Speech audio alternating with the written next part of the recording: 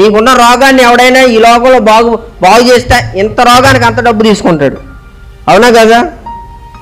నీకున్న చిన్న తలనొప్పికి ఇంజెక్షన్ చేస్తే ఎంత తీసుకుంటారు?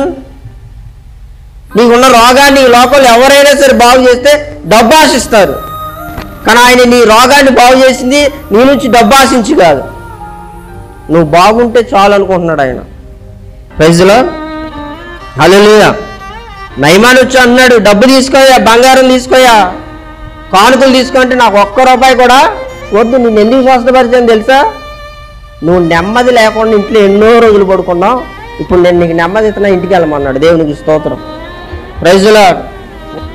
ఒకే ఒక మాట అన్నాడు ఎలీషా, నువ్వు నెమ్మది కలిగి ఇంటికి ఎన్నో రాత్రులు నెమ్మది లేకుండా నువ్వు పడుకున్నావు. Praise Lord. ఎన్నో రాత్రులు కన్నీరు కాచుకుంటూ పడుకున్నావు. నాకు ఈ రోగం తగ్గట్లేదేంటి, నాకు ఈ వేదన పోవట్లేదేంటి, నాకు ఈ సమస్యలు తీరట్లేదేంటి, ఎన్నో రాత్రులు నిద్రలేని రాత్రులు గడిపాడు నయమాను. దేశాలు చేయిస్తా ఉన్నాడు, కానీ తన శరీరాన్ని మాత్రం బాగు చేసుకోలేకపోతున్నాడు. అందరికి డబ్బులు ఇస్తున్నాడు, కానీ ఆ డబ్బుతో తన రోగాన్ని నయం చేసుకోలేకపోతా ఉన్నాడు. అందరినీ ఆదరిస్తూ ఉన్నాడు, కానీ తన మనసుకు మాత్రం ఆదరణ లేదు. యుద్ధం చేయడం, ఇంట్లోకి వెళ్తాం, ఈ గజ్జి చూసుకోవడం, పూడుకోవడం, ఏడవటమే. దేవునికి స్తోత్రం కలుగును గాక. నా దేవుడు నీ దుఃఖాన్ని నాట్యం కింద మార్చేవాడు. Praise lord.